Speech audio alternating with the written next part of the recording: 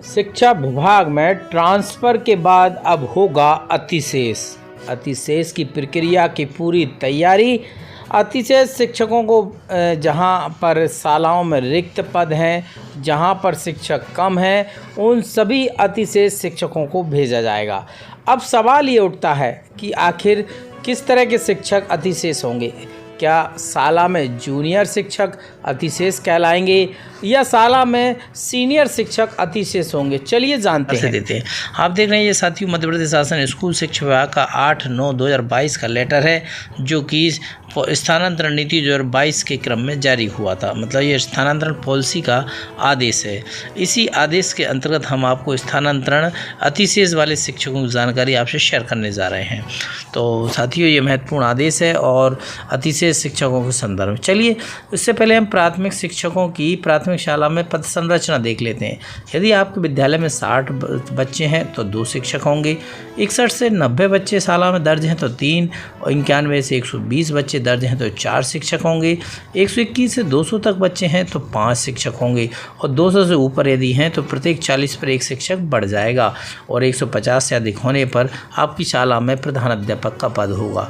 अब इसके अलावा यदि आपके शाला में छात्र संख्या के मान से अधिक शिक्षक पदस्थ हैं तो वह सभी शिक्षक अतिशेष की श्रेणी में आएंगे। चलिए उदाहरण देख लेते हैं। यदि मान लो आपका चलिए मिडिल स्कूल की पद संरचना और देख लेते हैं। तो साथ ही मिडिल स्कूल की पद संरचना ये है कि 105 शिक्षकों पर 3 शिक्षक होंगे, गणित, विज्ञान और सामाजिक विज्ञान का। 106 से 140 तक 4 शिक्षक होंगे, जिसका अगला पद संस्कृत का होगा। 141 से 175 5वां पद संस्कृत का विज्ञान का होगा, और 176 से 210 6वां पद होगा वो हिंदी का होगा। ये मिडिल की पद संरचना है। इस छात्र संख्या के आधार पर यदि आपके विद्यालय में शिक्षकों की संख्या अधिक है तो वह अतिशेष की श्रेणी में आएंगे। चलिए अतिशेष की श्रेणी का पॉइंट ये दिया हुआ है। कंडिका 3.2 उपयुक्त कंडिका 2.1, 2.11, 2.12 में वर्णित मापदंडों के आधार पर विभिन्न शैक्षणिक संस्थाओं में संख्या या विषय मान से जैसी भी स्थिति हो अतिशेष शिक्षकों का चिन्हांकन किया जाएगा। संस्था विशेष में कार्यरत अतिशेष शिक्षक एजुकेशन पोर्टल पर प्रदर्शित होंगे।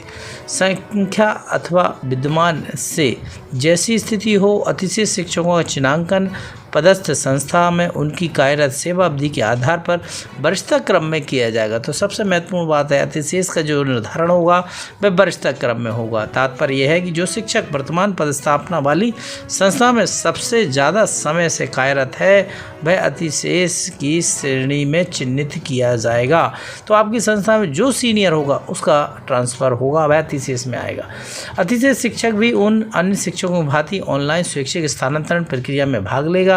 अतिशेष शिक्षकों की कंडिका 3.12 के अनुसार प्रत्येक श्रेणी में स्थानांतरण हेतु वरीयता प्राप्त होगी। ऐसे शिक्षक जिनकी सेवानिवृत्ति में 1 वर्ष से कम समय शेष है, 40% या उससे अधिक निष्क्रियता है अथवा गंभीर बीमारी से ग्रसित है को अतिशेष मानकर स्थानांतरण नहीं किया जाएगा। ऐसी स्थिति में कंडिका 3.22 अनुसार अगले क्रम में उपलब्ध वरिष्ठ शिक्षक का स्थानांतरण किया जाएगा। ऐसे अतिशेष शिक्षक जिनके द्वारा स्वैच्छिक स्थानांतरण प्रक्रिया में भाग नहीं लिया गया है अथवा उनका स्वैच्छिक स्थानांतरण आवेदन वरीयता क्रम में न आने से वे असफल हो गया है, उनका प्रशासनिक स्थानांतरण शिक्षक भी अथवा शिक्षकों की कमी वाली संस्थाओं में किया जाएगा। तो प्रतिबंध अवधि में भी आवश्यकता अनुसार समय समय पर अतिथि शिक्षकों के प्रशासनिक स्थानांतरण होंगे। तो कुल मिला के साथ ही सीधी बात है। एक तो सीनियर का अतिशेष होगा जो शाला में छात्र संख्या के मान से अधिक शिक्षक हैं, तो सीनियर जो शिक्षक होगा वह अतिशेष की श्रेणी में आएगा। छूट किस किस को मिलेगी? जिसका जो सेवानिवृत्ति होने वाला हो 1 साल से कम समय वह नहीं आएगा। 40% या उससे अधिक कोई विकलांग है, निःशक्त है टीचर, तो वह भी उससे अतिशेष की श्रेणी में नहीं आएगा। दूसरा यदि कोई गंभीर बीमारी से भी ग्रस्त है तो वह भी अतिशेष श्रेणी में नहीं आएगा। इसके बाद जो भी सीनियर होगा उसे अतिशेष की श्रेणी में माना जाएगा। तो महत्वपूर्ण जानकारी थी, शिक्षक साथियों से जरूर शेयर करें।